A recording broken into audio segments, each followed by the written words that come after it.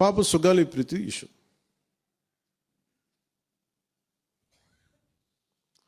పండ్లున్న చెట్టుగా రాళ్ళు పడతాయంటారు. ఎవరైతే చేయూతనిస్తారో, ఎవరైతే ఆదరిస్తారో వాళ్ళని తిడితే ఎట్లాగా? అసలు ఈరోజు సుగాలి ప్రీతి అనే కేసు ఎలా ఎక్కడి నుంచి బయటకు వచ్చింది మీరు చెప్పండి. ఇలాంటి అన్యాయం జరిగిందని ఎవరికి తెలుసు?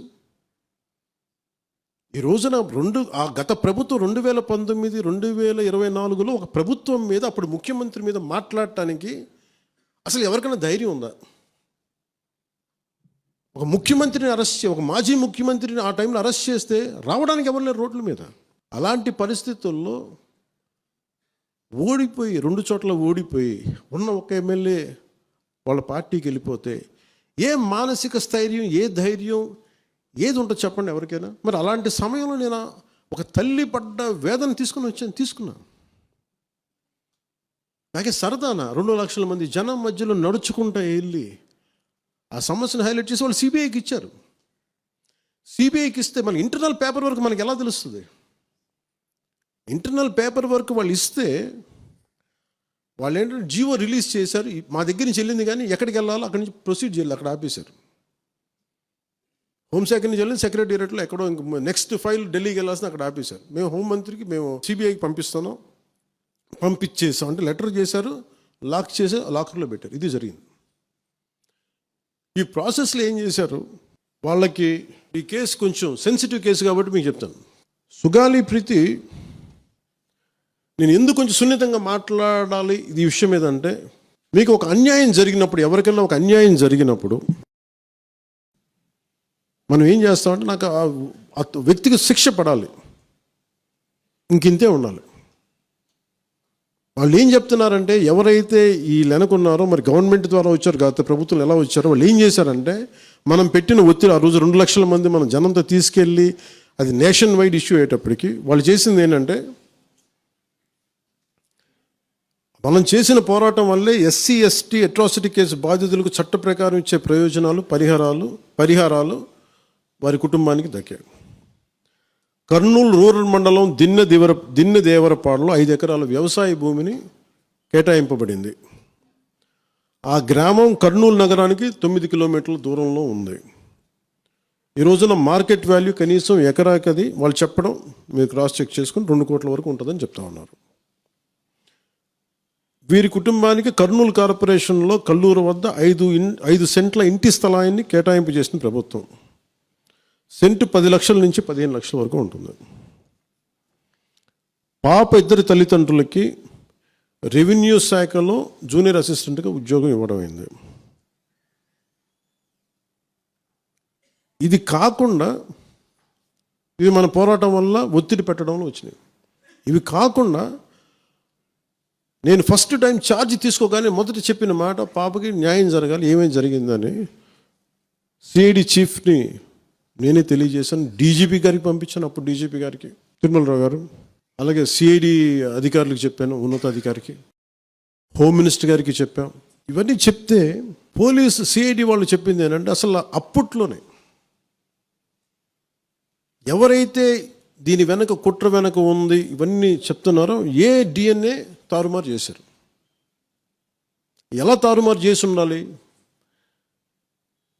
ఈ ఒత్తిడిలో వీళ్ళకి భూములు అవి ఇవి ఇచ్చేసి, మరి ఏం చెప్పారో నాకు తెలియదు కానీ నాకు తెలిసి వాళ్ళు ఈరోజు పోలీసు చెప్తుంది ఏంటంటే, సాక్ష్యాలు వీళ్ళు చెప్తున్న వ్యక్తుల మీద వాళ్ళ డిఎన్ఏకి దీనికి మ్యాచ్ కావట్లేదు. ఇది వాస్తవం.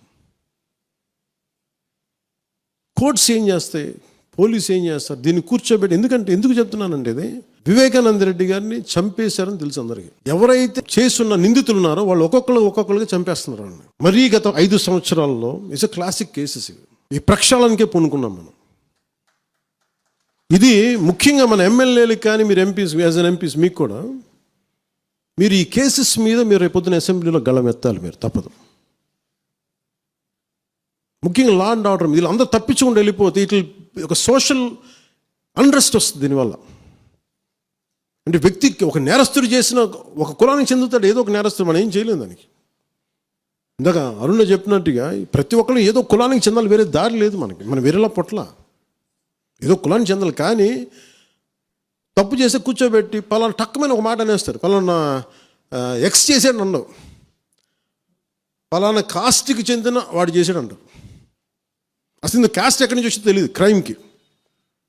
సో అందుకని మేము బీయింగ్ లీడర్ని చాలా సెన్సిటివ్గా మాట్లాడాలి. మరీ నేను మిగతా వాళ్ళు గబుకుని మాట్లాడేసి గత ప్రభుత్వ నాయకులు మాట్లాడేసి వెళ్ళిపోవచ్చు, ఈజీ అది. కానీ నేను అలా మాట్లాడకూడదు.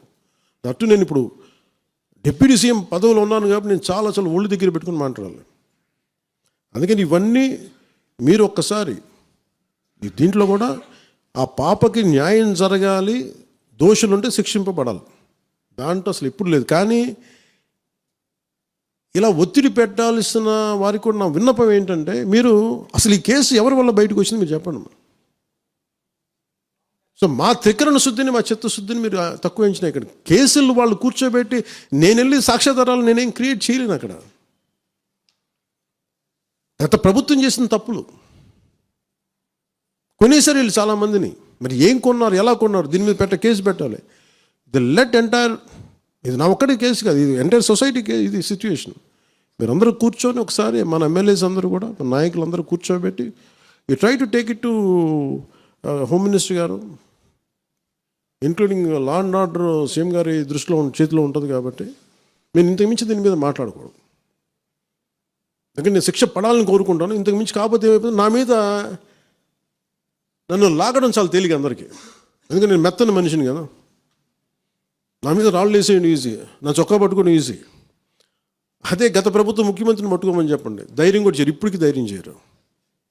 ఎందుకంటే వాళ్ళ మనుషులు ఇళ్లలోకి వచ్చి కొడతారు, క్రిమినల్స్ వచ్చి ఇళ్లలోకి వచ్చి కొడతారు, చంపేస్తారని భయం. మనం ప్రజాస్వామ్యం కదా, మనం భరించాలి. అందుకని దయచేసి దీన్ని మీరు ఒకసారి కూర్చోబెట్టి ఒకసారి మన గౌరవ శాసనసభ్యులు, మంత్రివర్గ సహచరులు, లెజిస్లేటివ్ కౌన్సిల్ మెంబర్స్, పార్టీ నాయకులు అందరూ దీని మీద ఒకసారి, స్పోక్స్ పర్సన్స్, వీర మహిళ నాయకులు, మీరందరూ ఒక్కసారి కూర్చోబెట్టి ప్రతి ఒక్కరు కూడా దీని మీద, ఇది ఎందుకంటే ఇది ఒక కేసుగా చూడకండి, ఇది గర్ల్ చైల్డ్ తాలూకు ప్రొటెక్షన్ చాలా ఎసెన్షియల్. అందుకని దీన్ని సోషల్ మీడియా యాక్ట్ కానీ ఇవన్నీ మాట్లాడాలని పొద్దున్న నిర్ణయించుకున్నాం. ఇది ఒకసారి మీ దృష్టికి తీసుకొస్తా ఉన్నాం.